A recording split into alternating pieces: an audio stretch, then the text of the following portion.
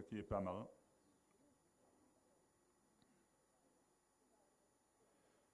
Ils sont partis pour ce long voyage du prix des Pitons.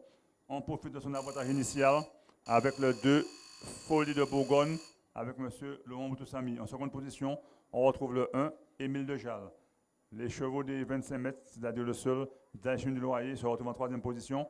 On est quatrième avec Forza Moko, on ferme la marche avec le favori Fiona Maza, le numéro 5. Pour passer devant les tribunes, les chevaux sont en serre-fil, mais on fait un effort avec le 4 Forza Moko qui va essayer de se rabattre en tête, mais sera contré par le numéro 3 Dachim du Loyer. Côté corde, on retrouve le 2 qui est Folie de Bourgogne. Pour aborder une première fois le premier tournant de la ligne d'en face, Forza Moko a pris un bel effort, est venu relayer les leaders. En seconde position, on a le numéro 3 Dachim du Loyer.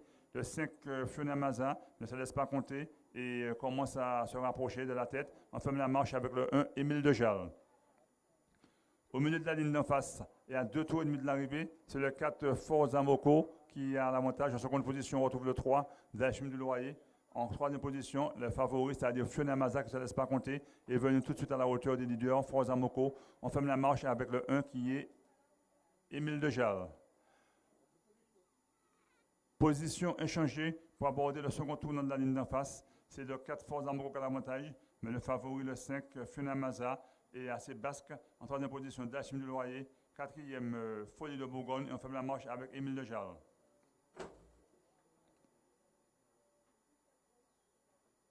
Toujours le même leader pour déboucher une seconde fois dans la ligne droite, le 4 Forza Moko, mais le 5 Fiona Maza veille au grain et ne se laisse pas distancer. Troisième position pour Dachim du Loyer, le 3. Quatrième position pour Folie de Bourgogne. Les 3 chevaux de M. Moutoussami sont deuxième, troisième, quatrième. On fait la marche avec le 1 Émile de Jal. On n'oublie pas que c'est un long parcours, 3 tours de piste, il y a encore 2 tours complets de piste. Il faudra garder une poire pour la soif car c'est un parcours de longue haleine. Mais c'est toujours le 4 qui a l'avantage, suivi du 5 Fiona Maza.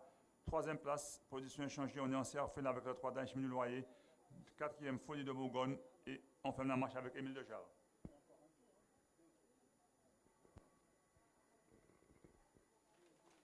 Pour aborder une seconde fois le premier tournant de la ligne de face, c'est Forza Moko qui prend ses responsabilités, qui a toujours l'avantage. Mais on a beaucoup de ressources avec le 5 Fiona Maza. Troisième position pour Dachim du Loyer. Folie de Bourgogne est quatrième. Et toujours position de serre-fil pour le 1 Émile de Jal. Au milieu de la ligne d'en face, le même leader, le 4, depuis maintenant un tour et demi, Forza Moko, suivi comme son nom par le 5, le grand favori, Fiona Maza, le 3, Dachim du Loyer, troisième, quatrième pour Folie de Bourgogne, et le 1, qui est Émile de Jal, est toujours en dernière position, toujours en position en serre-fil. Pour aborder une seconde fois le deuxième tournant de la ligne d'en face, c'est Forza Moko qui a l'avantage, mais Fiona Maza est toujours à un au-dessus de qui, est toujours à portée de tir. On se rapproche en fin d'effort maintenant avec Folie de Bourgogne, côté corde Dachim du Loyer et Émile de Jal. Pour entrer une troisième fois dans la ligne droite et pour aborder pour la dernière fois la ligne droite, c'est toujours le 4 Forza Moko qui a l'avantage. On a Fiona Maza qui a beaucoup de ressources. On vient de l'extérieur avec Folie de Bourgogne qui va essayer de sortir le peloton de sa léthargie. Côté corde, on a le 3 avec Nicolas Bisson, c'est-à-dire Dachim du Loyer. On fait la marche avec Émile de Jal. C'est le money time. On est venu d'un coup attaquer le leader Folie de Bourgogne avec M. Moutoussami. On est deuxième avec Forza Moko. Troisième avec Fiona Maza. Quatrième avec Dachim du Loyer. On fait la marche avec Émile de Jal. Dachim du Loyer qui est peut-être sorti de la course, qui n'est peut-être pas dans de bonnes allures. Son driver s'est un peu effacé. Toujours le 4 Forza Moko. Seconde position pour Fiona Maza. Forza Moko qui va essayer de faire le trou, mais Fiona Maza, le favori, son nom assez basse. On est troisième avec Folie de Bourgogne, quatrième avec Émile de Jal. Je vous son serre-fil, mais c'est maintenant Fiona Maza qui vient très facilement attaquer Forza Moko qui a toujours le leadership. Il y aura une tentative de chevaux. Folie de Bourgogne ne sera pas vaincu. À 600 mètres de l'arrivée, Forza Moko essaie de donner encore un coup sur l'accélérateur, mais Fiona Maza a encore beaucoup de ressources et Folie de Bourgogne va essayer de jouer avec ses deux leaders.